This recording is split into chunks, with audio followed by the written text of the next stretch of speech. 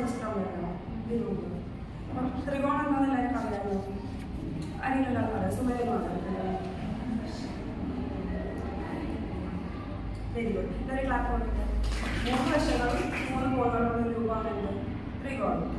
ത്രികോണത്തിന് ഒരു ഉദാഹരണം പറയാം. ഇങ്ങനെയുള്ള നമ്മുടെ ഡെയിലി ഇരുന്നാലും ക്ലാസ് കൊടുക്കുക. അപ്പം ഈ ത്രികോണത്തെ കുറിച്ച് പറയുക. പലതരം ത്രികോണങ്ങളെ കുറിച്ച് പഠിച്ചിട്ടുണ്ട്. അപ്പം ഒരു 2-3 ത്രികോണങ്ങളെ പറ്റിയെന്ന് പറയാം.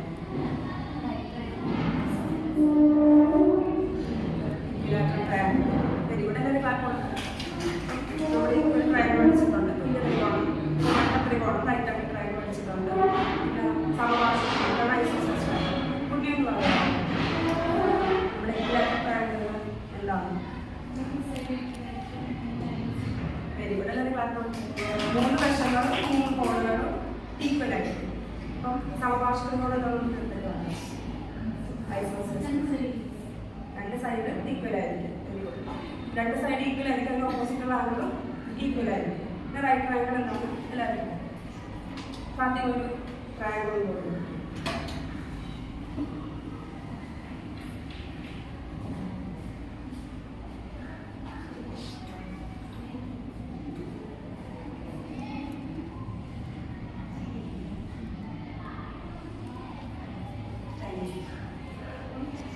നമ്മൾ ഇതിനൊന്ന് പഠിച്ചിട്ടുണ്ട്. ട്രയാങ്കിൾ ഏരിയയാണ് പഠിച്ചിട്ടുണ്ട്. അതിന് ഇക്വേഷൻ നമ്മൾ പറയുന്നത് ഹാഫ് ബേസ് ആണ് പഠിച്ചിട്ടുള്ളത്. ഇനി ഈ ത്രികോണത്തിന് 3 വശങ്ങൾ തന്നാൽ നിങ്ങൾക്ക് ഏത് കാണാൻ അറിയുമോ? 3 വശങ്ങൾ നോക്കുന്നുണ്ടോ? ഇല്ലല്ലോ. നമുക്കത് നോക്കാം. അപ്പം ഈ 3 വശങ്ങൾ നമുക്ക് എ ബി സി എന്ന് എടുക്കാം. ഇങ്ങനെ 3 വശങ്ങൾ നമുക്ക് ഏരിയയാണെങ്കിൽ ഇക്വേഷൻ ആണ്.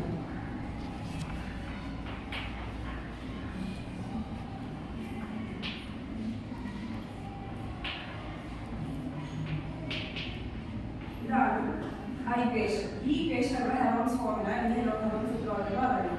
ഇത് എ ബി സി എന്ന് പറഞ്ഞാൽ ഈ 3 വശങ്ങളാണ്. എസ് ആണ് എഴുതുന്നത് പറഞ്ഞു.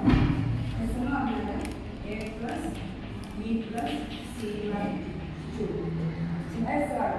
ആദ്യം എസ് കണ്ടുപിടിച്ചതിന് ശേഷം നമുക്ക് ഹെറോൺസ് ഫോർമുല അപ്ലൈ ചെയ്ത് നമുക്ക് ഒരു ക്വസ്റ്റ്യൻ ചെയ്ത് കൊടുക്കാം. അപ്പം ഈ എ ബി സി നമുക്ക് 3, 4, 5 എടുക്കാം. അങ്ങനെയാണെങ്കിൽ എസ് എന്തായാലും 3 പ്ലസ് 4 പ്ലസ് 5 എസിനെ ഉണ്ടാവും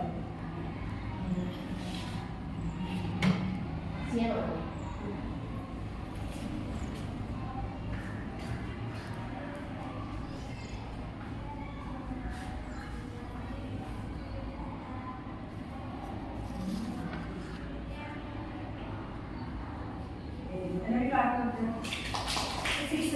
ഇനി നമുക്ക് ഈ ഇക്വേഷനിൽ ഇട്ട് കൊടുക്കാം. അങ്ങനെ വരും A is equal to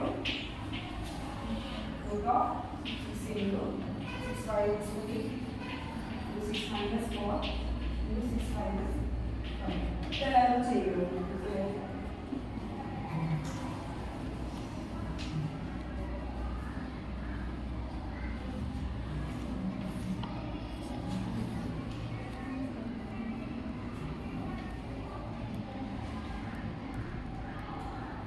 answer പറയുന്നു 6. എല്ലാവരും ക്ലാസ് കൊടുത്തത് ആൻസർ 6. നമുക്ക് ഇത് ബാക്കി ചോദ്യങ്ങൾ 4